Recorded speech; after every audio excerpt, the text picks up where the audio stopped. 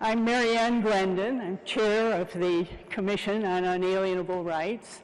And on behalf of my fellow commissioners, some of whom are here today, I want to welcome you to this presentation of our report.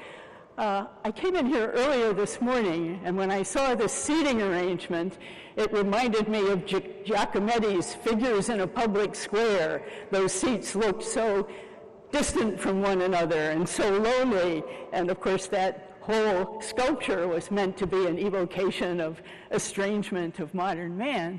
But now that I see people in the seats, it's really just the opposite, and I want to thank you, so many of you, for having come here today.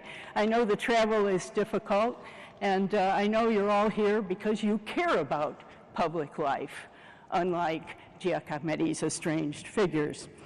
So, a year ago, when Secretary Pompeo established this commission, he gave us only two very terse instructions. One was to ground our work in the principles of the U.S. founding and in the principles of the International Human Rights Project, specifically the Universal Declaration of Human Rights. And the second was to keep our work at the level of policy, of principle, and not to get involved in policy, where the State Department is already very well supplied with policymakers. And at the time, a year ago, many people wondered, well, what's the point of having a commission that doesn't concern itself with the burning issues of the day? And one answer, possibly an answer to that, is something that former Secretary of State Henry Kissinger said many years ago. He said, when I was a professor, I could work on whatever subjects I wanted and take as much time as I wanted. And a policymaker is always under pressure, has to make decisions in haste sometimes on very limited information. And the risk, he said, for the policymaker is that the urgent will sometimes drive out the important. That risk, of course, will never be fully eliminated, but Secretary Pompeo did take a step toward alleviating it when he asked for a study about going back to basics and looking at the principles behind the United States commitment to human rights internationally. Still, some people asked, why now when so many other matters are pressing for attention? Why have such a study now? And I'll just suggest a few answers. You can think of more, perhaps. But certainly one is the information we got from Freedom House's report this spring, where they told us that political and civil rights worldwide have declined this year for the 14th consecutive year, and that half the world's population, 4 billion people, currently live under autocratic or quasi-authoritarian regimes. And perhaps that's why some powerful countries are now openly challenging the basic premises of the great post-World War II human rights project. And by challenging the premises, they are undermining the already fragile international consensus behind the ideas that no nation should be immune from outside scrutiny of how it treats its own citizens, and that every human being is entitled to certain fundamental rights, simply by virtue of being human. China, in particular, is aggressively promoting a very different concept in which national priorities of various sorts prevail over the basic rights of speech, assembly, religious freedom, and free elections. Another set of threats to human freedom and dignity are emerging in technological advances: artificial intelligence, biotechnology, data collection, sophisticated surveillance techniques. I could go on, but what hasn't changed is the fact that millions of women and men are suffering arbitrary imprisonment, torture. And those women and men are looking to the United States as a beacon of hope and encouragement. For the commissioners over these past several months, it's been humbling as well as moving to see American flags in the hands of so many of the Hong Kong protesters. And it was the fact for us that so many people in so many places count so much on the United States. Yes, even in the ways that our country falls short of its own ideals. It was that fact that led us to our principal conclusion, which was that as a nation that came into being by affirming certain unalienable rights that belong to everyone everywhere, the United States must now rise to the challenges with the same energy and spirit that it brought to the building of a new international order in the post-World War period. I hope that those of you who would like to hear more about the report will join us at 4 o'clock this afternoon for the public meeting.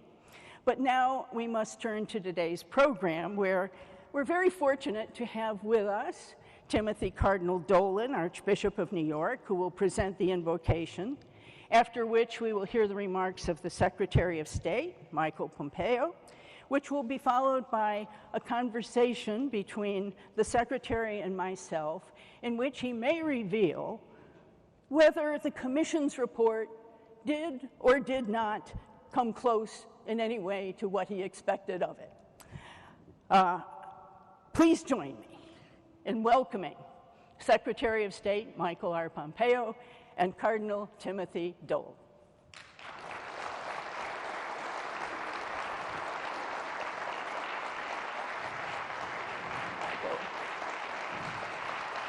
Here we go.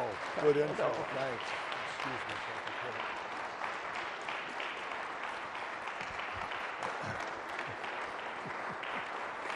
And please remain standing for the national anthem, which will be performed by Army Sergeant First Class Kara Strange.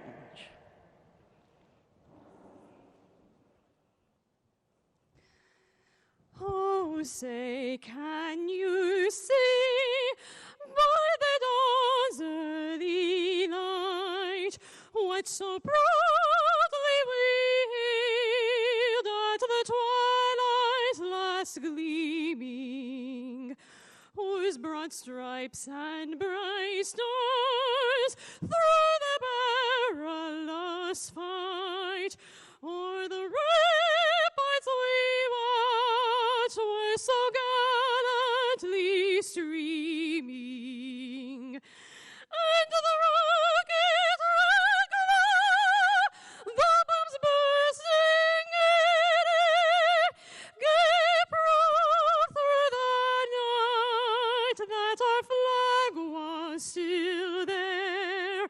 Oh, say does that star-spangled banner yet wave o'er the land of the brave and the home of the brave?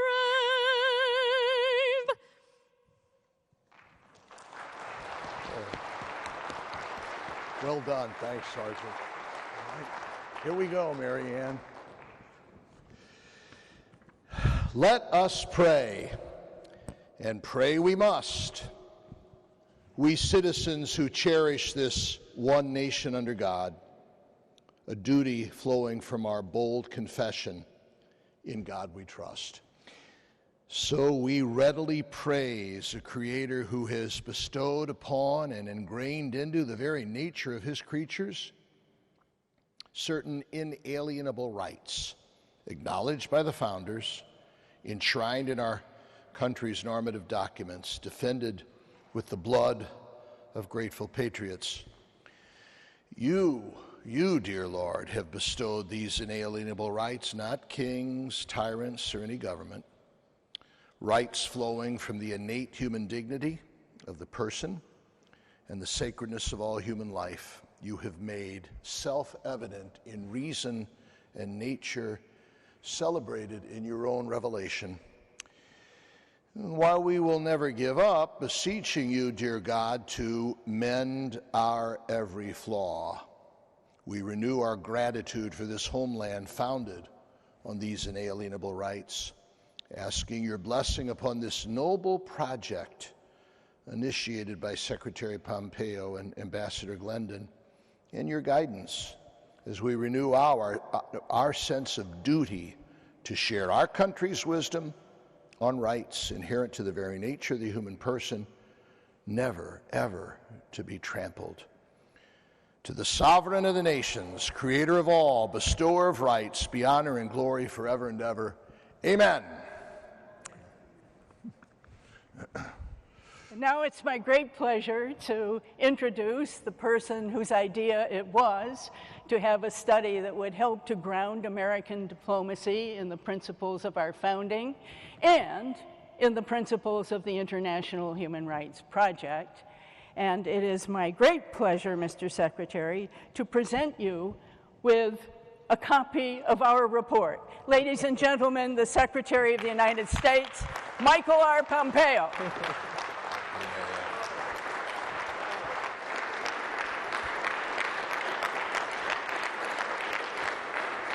Good afternoon, everyone. It is wonderful to be here. It's beautiful. It's absolutely beautiful here. Thank you, Maryann, for that lovely introduction. I am confident that when we first met, and I was a 27-year-old former Army captain, that I'd be standing here today with you in this beautiful place, talking about this important moment. I was very moved by the rendition of the national anthem. Let's give a round of applause again to Sergeant First Class Chris Strange. None of you should be surprised that I chose an Army person to come give the opening singing. Cardinal Dolan, thank you. Bless you for being here today. We're blessed to have you here. I want to express, too, my appreciation for the National Constitution Center for hosting us. It took some doing to organize. This isn't how this is normally laid out. Let's give the people who made this all happen from this institution a big round of applause as well.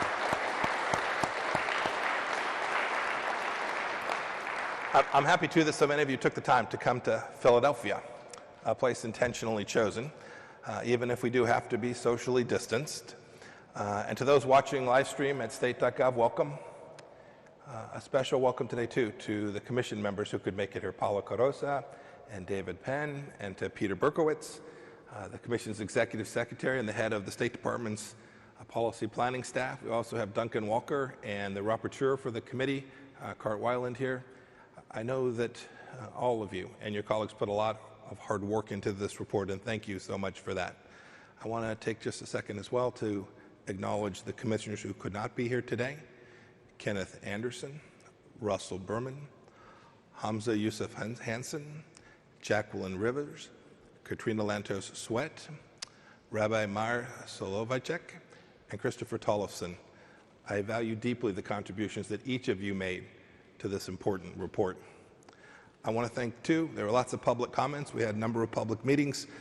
There were many people who voiced a diverse set of opinions. I want to thank people who contributed, like Martha Minow, Cass Sunstein, and Orlando Patterson, who came to share with us their thinking about how we should write this report.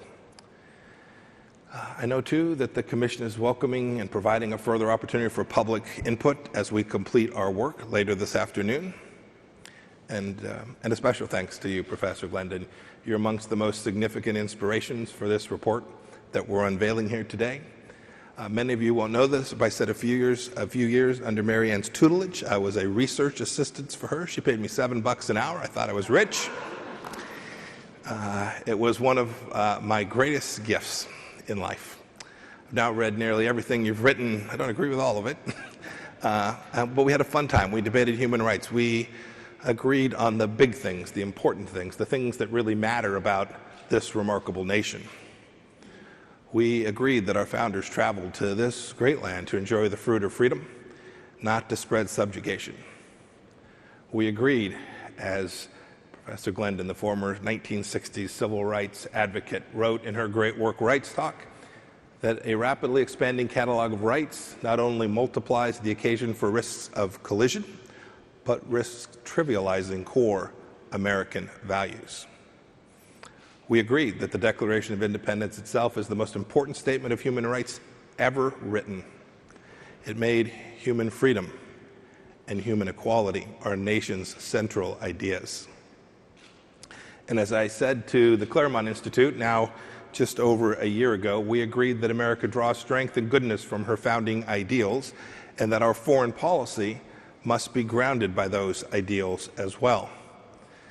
But we know this, we can't do good at home or abroad if we don't precisely know what we believe and why we believe it, and that's why I asked Professor Glendon to form a commission composed of some of the most distinguished scholars and activists.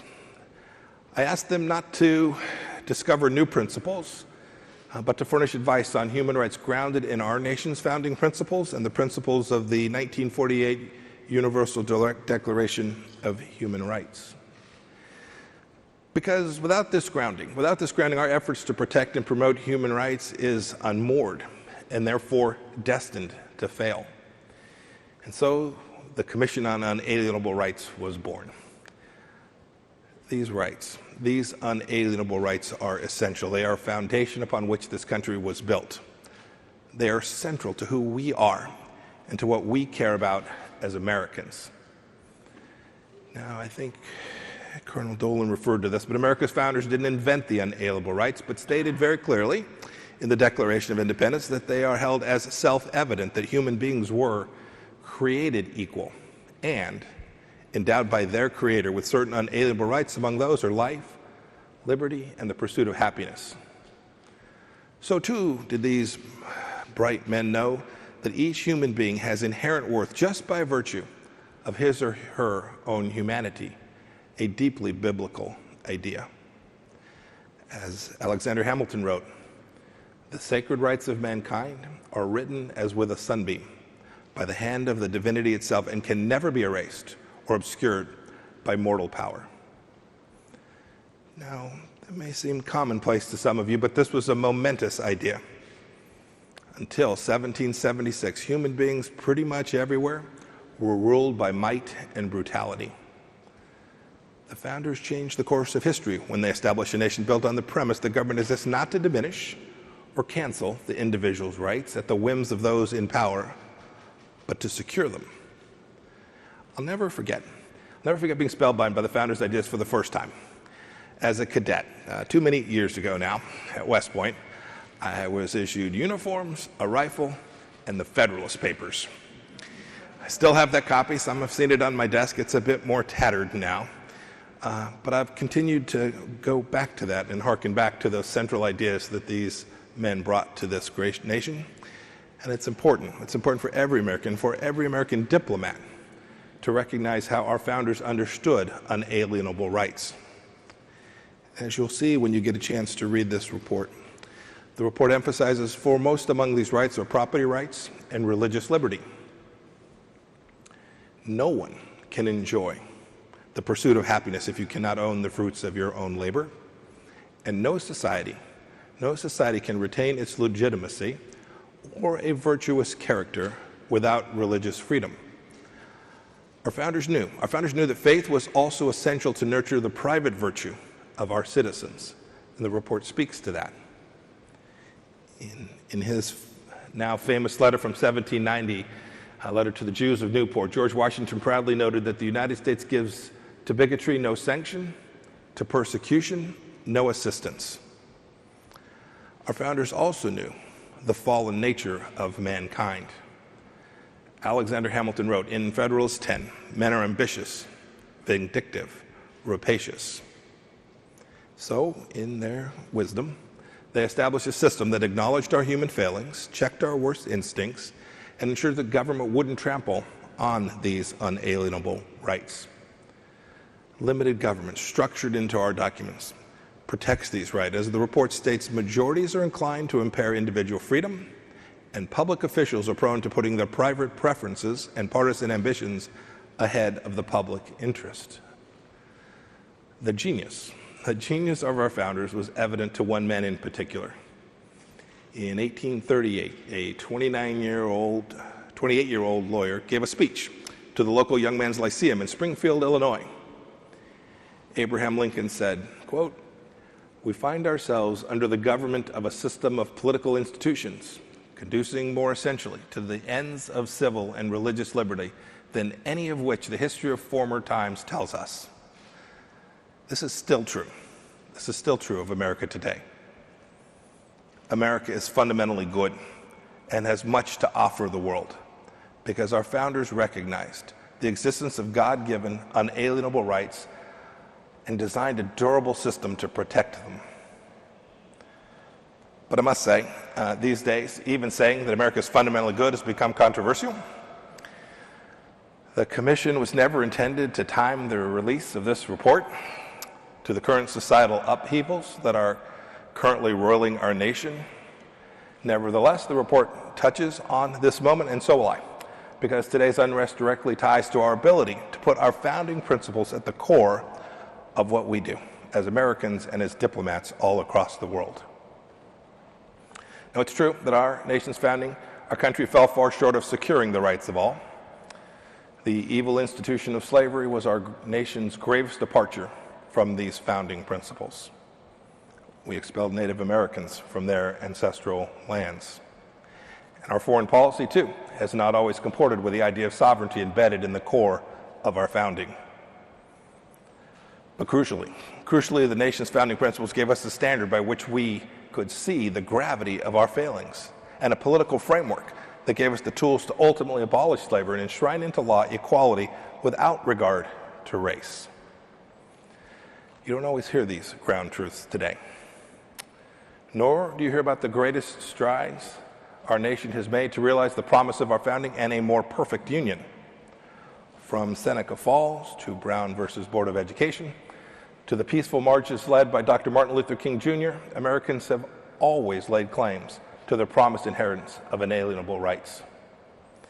And yet today, the very core of what it means to be an American, indeed the American way of life itself, is under attack. Instead of seeking to improve America, too many leading voices promulgate hatred of our founding principles. President Trump spoke about this at Mount Rushmore on the 4th of July. And our rights tradition is under assault.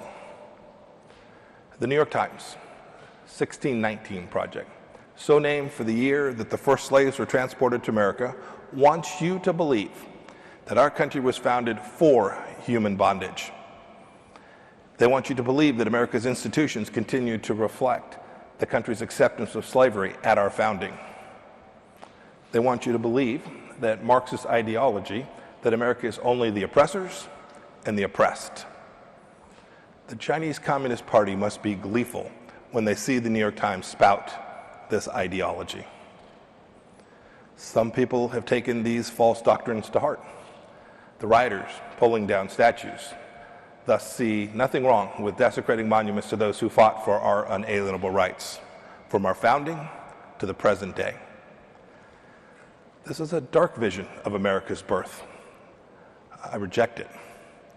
It's a disturbed reading of our history. It is a slander on our great people.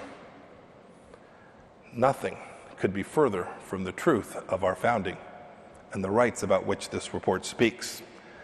The Commission reminds us, it's got a quote from Frederick Douglass, himself a freed slave who saw the Constitution as a glorious liberty document that it is. America is special. America is good. America does good all around the world. You know, in recent weeks, I've had the chance to walk around Arlington Cemetery a few times as I was thinking about today, and I've been reminded of the hundreds of thousands of young men America sacrificed during the Civil War. We forget them at our peril. And that grand struggle for rights wasn't the only one in American history. There are many remarkable Americans still engaged in the drive to fulfill the Declaration's promises. One of them's here with us today, David Hardy. David was the founding CEO of Boys Latin School, a charter right here in Philadelphia. He's still very involved in the charter school community at Boys Latin and other schools like it. Aspiring young men, nearly all of them from some of the most difficult parts of Philadelphia, have a better chance to pursue their happiness. 89% of the students there matriculate to college. He, David, has devoted a great part of his adult life to equal opportunities for a good education, often called the civil rights movement of our time. Mr. Hardy, please stand and let's give him a round of applause.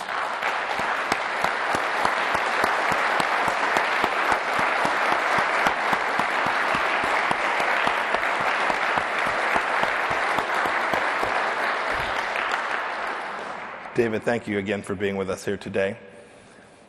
Our nation, too, has the responsibility to inculcate our founding values and reward their adoption. C.S. Lewis said it best when he lamented that we make men without chests and expect from them virtue and enterprise. We laugh at honor and are shocked to find traitors in our midst.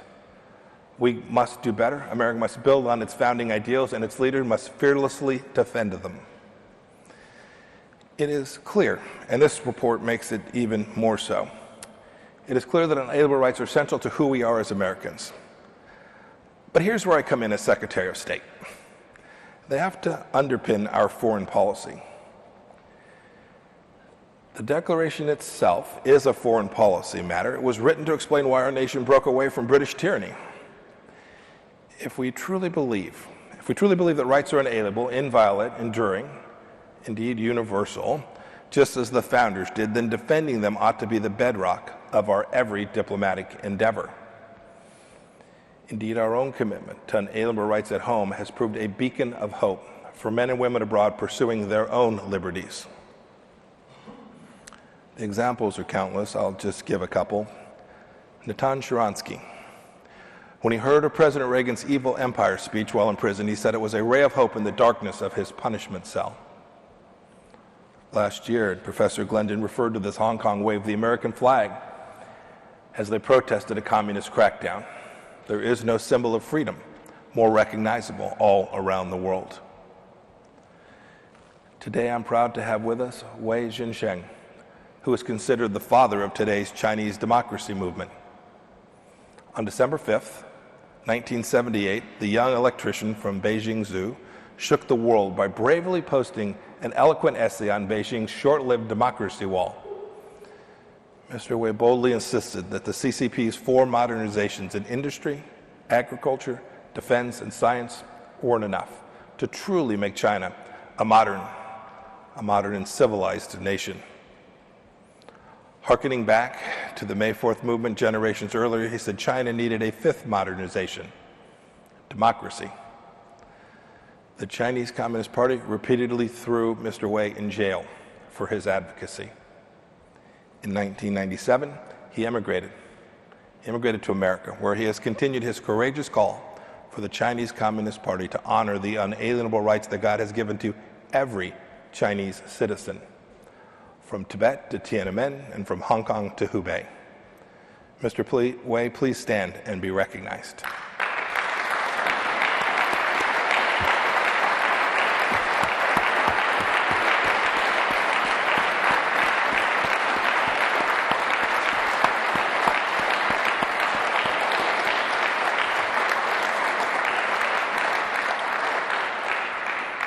It's a blessing to have you with us here today. Thank you again.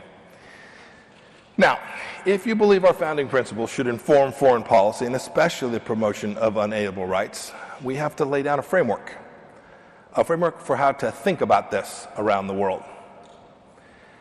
Now, we have to be realistic, because our first duty is, of course, to secure American freedoms. That's what I raised my right hand to do when I was sworn in as America's Secretary of State.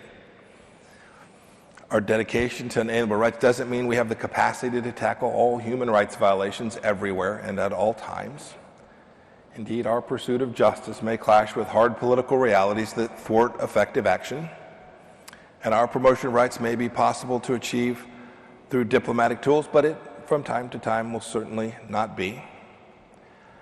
And our declaration isn't a license for foreign adventurism, nor does it direct such. And so we are forced to grapple with the tough choices about which rights to promote and how to think about this.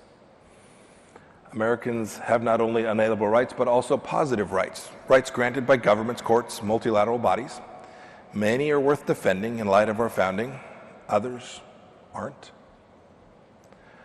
Prioritizing which rights to defend is also hard.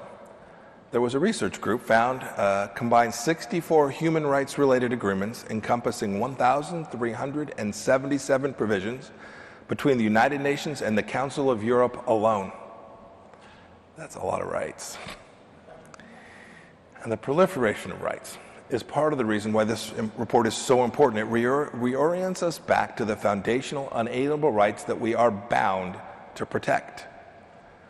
This grounding in our founding principle also helps us to judge when other nations are violating the rights that we care most about. As the late Justice Scalia once remarked, the Soviet Union had a long and beautiful Bill of Rights. It abounded in inspiring promises, and those promises were worthless. More rights does not necessarily mean more justice. And now, I didn't give the Commission the task, it wasn't within its charter to prescribe specific policies to address these challenges and these difficult issues, but the report has provided us the essential questions to ask. How should we think about this? It provided a framework. Let me walk through what the report says about how we might think about this with several questions. Are our foreign policy decisions rooted in our founding principles? Are the decisions consistent with our constitutional norms and procedures? Are they rooted in the universal principles of the Universal Declaration of Human Rights? Does a new rights claim that's being presented represent a clear consensus across different traditions and across different cultures, as the Universal Declaration did? Or is it merely a narrow partisan or ideological interest? Look, none of us will answer these questions precisely the same. We won't come to identical conclusions about them. But now, at least, thanks to the Commission's work, we have a framework through which to ask the right questions and a basis for thoughtful, rational debate. This report was very timely. We need this wisdom now. Human rights advocates won great and laudable victories in our lifetimes, from the defeat of fascism to the collapse of communism in Eastern Europe and to the end of apartheid. But that was then. The great and noble human rights project of the 20th century is in crisis. Authoritarian regimes perpetrate gross human rights violations every day, all around the world, in Nicaragua, in Venezuela, in Zimbabwe, Iran, Russia, Burma, China, North Korea. The list is very long. Too many human rights advocacy groups have traded proud principles for partisan politics, and we see multilateral human rights bodies failing us. The United Nations Human Rights Council does the bidding of dictators and averts its gaze from the worst human rights offenses of our times. Indeed, international courts, too, have largely abandoned unalienable rights. The International Criminal Court is training its sights on Americans and Israelis, not the Ayatollahs of the world. And our incurious media rarely examines any of these failings.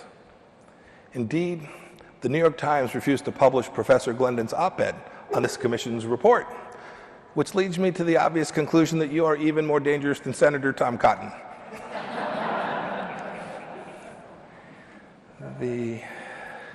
The vital 20th century human rights project has come unmoored, and it needs a regrounding. That is risky for Americans, and it is deadly for others around the world.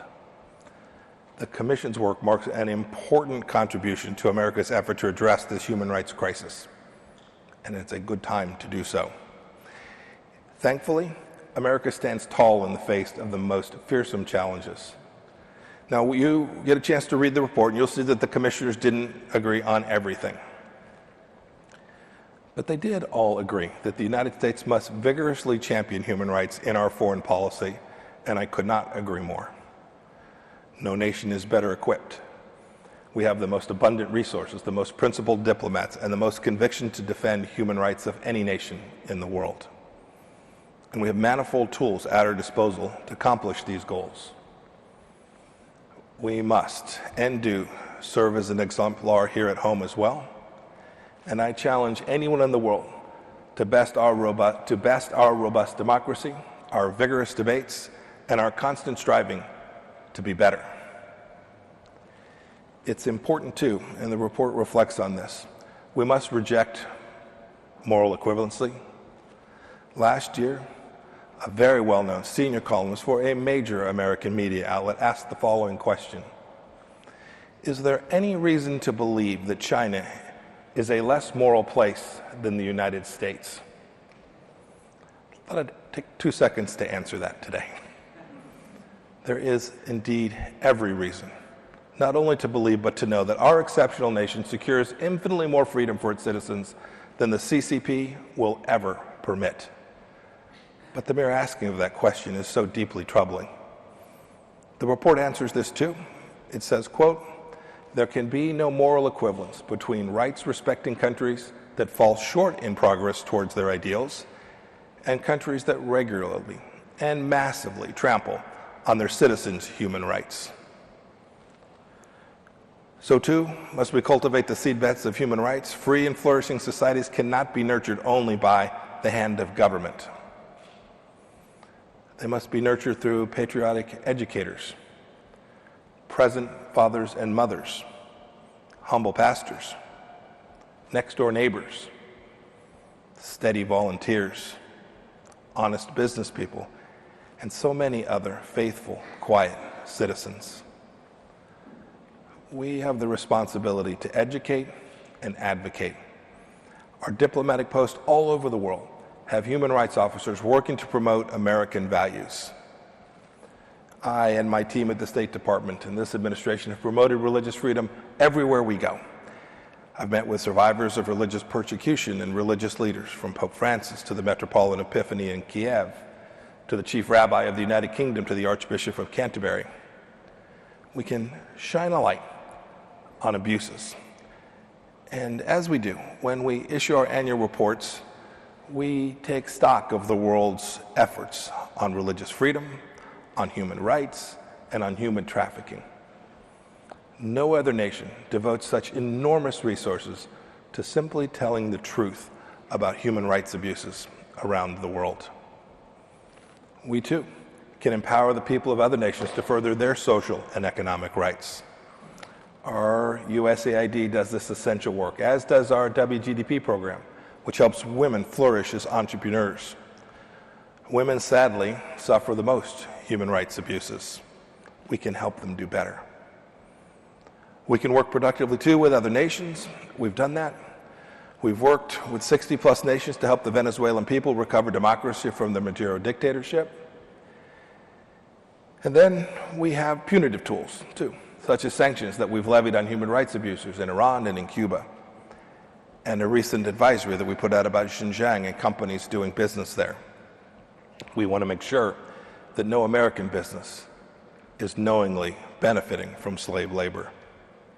Just last week, the State Department and the Treasury Department put sanctions on senior Chinese leaders involved in what I have called the stain of the century, the mass abuses against Uyghurs and other Turkic Muslims in Xinjiang region of China. We do all of these things.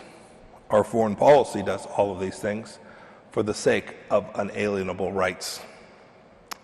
You know, I established this commission because America, uniquely among nations, has the capacity to champion human rights and the dignity of every human being made in the image of God, no matter their nation. But to do so effectively, we must insist on the rightness and the relevance of America's founding principles. Surely, if America loses them, she loses her soul and our capacity to do good around the world. If we adhere to them, we will replenish that capacity. In that same Lyceum address that I mentioned earlier, President Lincoln recognized this truth about securing American freedoms. He knew that the ultimate danger to America would be internal. He said it this way. He said, if it ever reach us, it must spring up amongst us. He meant that he understood that America would overcome all challenges from outside, provided that the nation remained true to its founding principles. And as it was when Lincoln spoke, so it is today. and to the world. America is the star that shines brightest when the night is the darkest. President Reagan once said, "If we lose freedom, there is no place to escape. This is the last stand on earth." We see that in what's going on around the world today as well. I am confident that the American star will shine across the heavens so long as we keep a proper understanding of unalienable rights at the center of our unending quest to secure freedom for our own people and all of mankind. The report that you worked on will ensure that we have a better chance to accomplish that. Thank you all so much for being here today. God bless you, and may God bless the United States of America.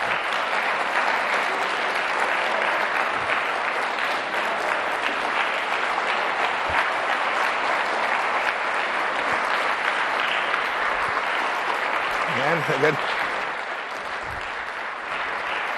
Wonderful. Absolutely wonderful. So, Mr. Secretary, thank you for those inspiring words. And thank you for sitting down for your agreement to elaborate on. This is the hard part. Actually, I'm tempted to ask you to elaborate on those things you said we disagreed about. I'm sure there must have been some mistake. But instead, I'll ask you a question that the commissioners have wondered about over the past few months, and I'm sure many other people. With so many other challenges for the State Department, for so many other factors that have to go into foreign policy, why is it, here's what a skeptic would say, why is it when we have to think about security and strategy and economic considerations, why is it that you think human rights advocacy is such an important part? How is that in the national interest? You know, I spoke about this a little bit, and I could see it when I came to the State Department, and I'd known it. So I was a soldier, right? Life and death matters. When I went to law school, we'd read about just war, these central ideas of how we as Americans think about our world. And I watched as cables would come in at the State Department, and we'd be talking about rights in ways that were deeply inconsistent. And I knew that the team was trying to get it right, but you could watch the language had been tarnished. We weren't crisp. We weren't thinking about it properly. And I'll fit back with what I knew to be true about the central nature of our capacity to have influence around the world. It stems from our confidence in ourselves and our deep commitment to the fact that this nation is exceptional, because we rallied around this idea of unalienable rights. And so I wanted to make sure I was right. And second, I wanted an opportunity to have some of the most talented people from across America to think about this and write about this and bring it up to date. I knew the Declaration, I knew the Constitution, I'd read the Universal Declaration of Human Rights many times, and I thought here was a chance for us to help the State Department and America reground in these central traditions so that we can go out in the world and truly feel good about the work that we're doing.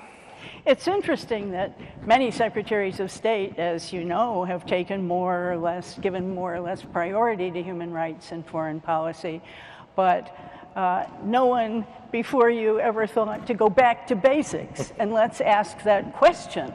And interestingly, around the same time that you came up with that idea, so did Amnesty International. And their Secretary General said, you know, the Human Rights Project is in crisis. It's time to start asking basic questions. And of course, that was one of our efforts in the report. I speculated a little, and you said a few words about the challenges right now to advocating human rights on a worldwide basis. But I think everyone would be interested to hear more about what do you think the greatest challenges are? You know, there's this important, and I reference this in my remarks a little bit, there's this true importance to speak about this properly. So I will literally be in meetings where I will have my counterparts from across the world talk about their nation and rights, and no one chuckles because we're professionals, but they're not grounded in the things we know about human nature and human dignity. And that's important. We've adopted this annual program where we bring religious leaders of all faiths from all around the world. We have ministerial, so we bring foreign ministers. We have hundreds of people. It's the largest gathering of religious leaders every year to talk about these set of rights and religious freedom. It's quite remarkable. We do it at the State Department. And it's always, for me, fascinating to watch how different traditions, different faith traditions, different traditions from the countries that they are from as well. And yet when you engage in the way that this commission's report engaged and say, let's take it back to the things that are essential and central, how much common ground there is, and how I hope when people go out from this gathering that they're thinking about those things in the same way that I hope that our team is thinking about them around the world as well. It's a big challenge. Some 2/3 of the people in the world live in places that are extremely challenged with the absence of religious freedom and religious liberty, the simple chance to exercise their conscientious views on faith. We as a world can do better, and America, I think, has a role in helping that take place. You know, you referenced Lincoln's wonderful Lyceum speech a couple of times in your talk.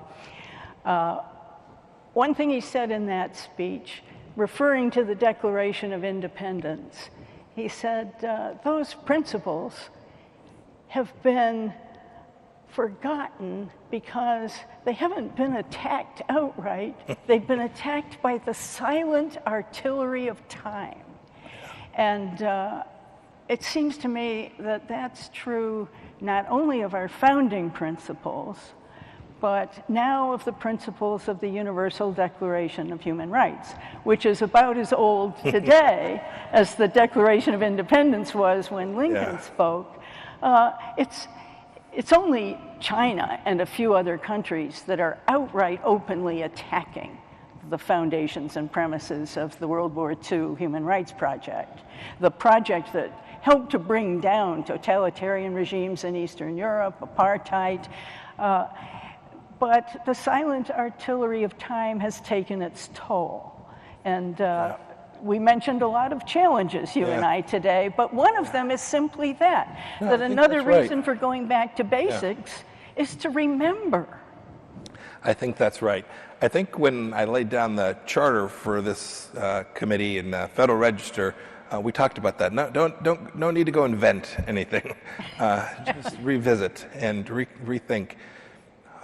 You know, Professor Glenn, it's worthy of thinking about this too. As the Secretary of State, you mentioned, there are complex problems all across the world. America can't begin to solve all of them. We have our own American interests that are often cross-cutting with human rights issues as well. And so we'll sometimes get it wrong as Americans, right? We have, and you could critique this administration, you could critique previous ones too. Different people will make different judgments at time. But what's central is that everyone understands when they're doing that, right? It is essential that you have that as a common framework, a common understanding that is grounded and fit for purpose for our times and center mass of your thinking, so that when you have to make a tough decision, when you're working with a country that is not engaged in the human rights project in the way that they ought to be, that you know, that you're aware, that you remember it, when appropriate, you push it along beside the other foreign policy objectives that you're working on. And I'm proud of how our team does that everywhere and always. Sometimes we do it loudly, sometimes we do it quietly. I wanted to make sure that this report provided the intellectual foundation for this to go on as part of our team and for America in the years ahead. I hope that it'll accomplish that, at least in some small part. One of the things we only lightly touched on in our report was about our allies, other liberal democracies. We said that one nation speaking alone on a particular issue is very often not as effective as when a coalition of nations will speak together. And that led us to a concern. I wonder if you share this concern that the silent artillery of time has affected some of our allies in their willingness to speak out strongly on human rights in their foreign policies. Mm-hmm. How would you see that? I think that's very true. And what can we do about that? It requires us to redouble our efforts. Sometimes it's not only that they have forgotten, but these authoritarian regimes around the world put enormous pressure on them. You take a look at some of the gross human rights violations taking place today. Nations that you would have expected to speak about this in a candid and open way do not do so. They feel constrained or threatened or bullied. But in some cases, they have either forgotten, and this should be a good reminder. And second, I think we can do more. We can encourage them. We can provide support. We can take our tradition, our rights tradition, and it'll lay down different in their country, but use it to give them the courage to speak out about these things, which I know in their core they believe, but sometimes they rank number it too far down the stack and choose to let America do the heavy lifting when it comes to this project. We need every nation to join us, certainly every liberal democracy around the world. You must admit, Mr. Secretary, that the instructions you gave us at the beginning were quite brief, quite terse. Yes, and ambitious. You let us figure out our own way in uncharted waters, and we appreciated that a great deal. We are an independent, nonpartisan federal commission, and so we appreciated it. But now I'm curious, was there anything in the report that surprised you? No, it didn't surprise me. It didn't surprise me that when we pulled back the barnacles of time and brushed it off, that we would come back to these central ideas. And while when you read the report, you can see that there was a broad and diverse range of membership with a broad and diverse set of views, you can see that the language that's contained in the report, the consensus, the bedrock of these unalienable rights shines through. You can see it. And I was very hopeful that that's how this would proceed, and I'm very happy that it did. You all did remarkable work. Well, we're glad to hear it. You've served our country in many different capacities. You mentioned being a captain in the Army. You were a congressman. You were director of the CIA. Now you're Secretary of State. You placed, at least in our interpretation of your cryptic instructions, you place a great deal of emphasis on grounding in the founding principles of our country. And of course, as you mentioned in your speech, who could have imagined that those principles would be as intensely under debate as they are today? But I think people would like to hear a little bit about your own, the things in your own background that gave you such an intense dedication to those founding principles. Oh goodness, it's hard to know precisely. Easy to make stuff up. But I'll give you. You looked at my public life, but even in your report, you talk about the fact that this has to happen at home.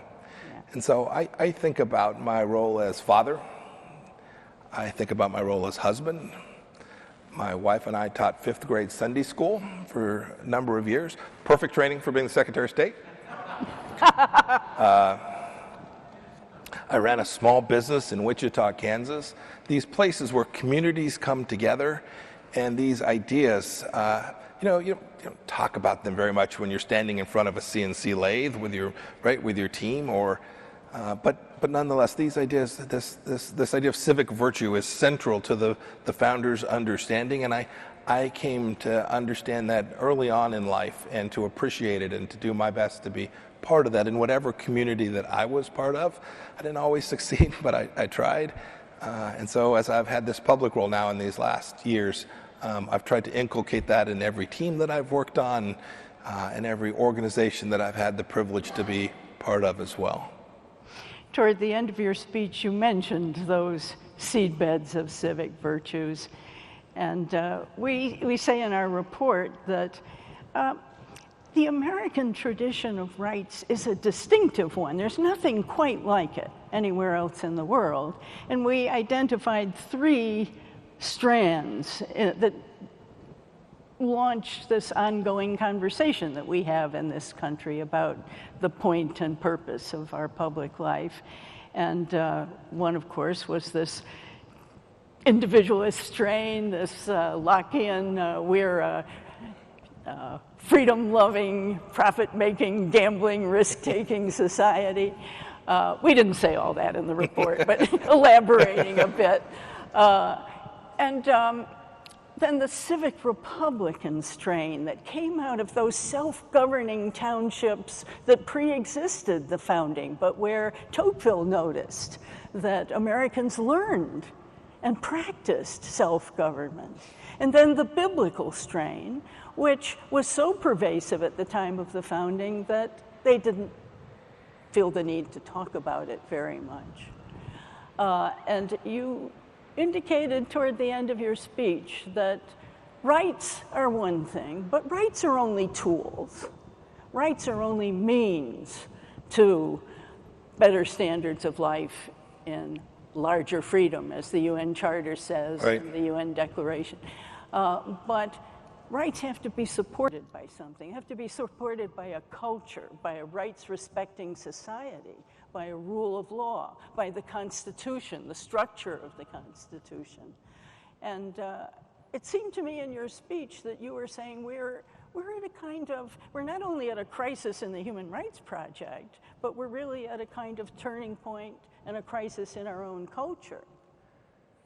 Yes, I think that's true. I spend less time talking about it in my current role as Secretary of State, but as Mike Pompeo personally, I believe that to be the case. And it's appropriate for me to think about in my role as a diplomat, right? I travel the world. I fly on a great plane. You all take great care of me. And I land, and people want to see me.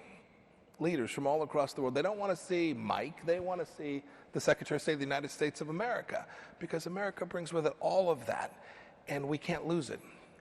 If we lose those things that are this distinctive tradition, this civic idea that we were so deeply rooted in when we began, and which has made it all these 240 plus years now, if we lose that, then Justice Scalia's point about the document containing a whole bunch of rights will not be very fulfilled, will not be very meaningful. All the things that securing those rights allow us to do, the pursuit of happiness that I referred to and that our documents refer to, they are preceded by those rights that the Lord gave us, but we must secure them for that higher purpose. And so that's a real project too for each of us. Well, Mr. Secretary, you've done your part. Well, that's kind. And it's been an honor I'm speaking on behalf of all the commissioners, it's been an honor to help you in what you're doing, and God bless you. Thank you. Thank you all very much. I'd give you a big hug. I know, it's not appropriate. Please, after you. Thanks, everybody. I have to say a few things. Yes, of course.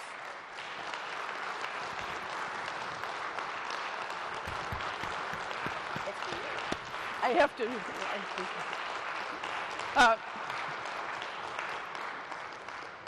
I just want to remind you that, of course, this concludes this part of today's activities, but I hope that many of you will come to the public meeting at 4 o'clock in the Kirby Auditorium, which you will see on your way out. And thank you again for being here.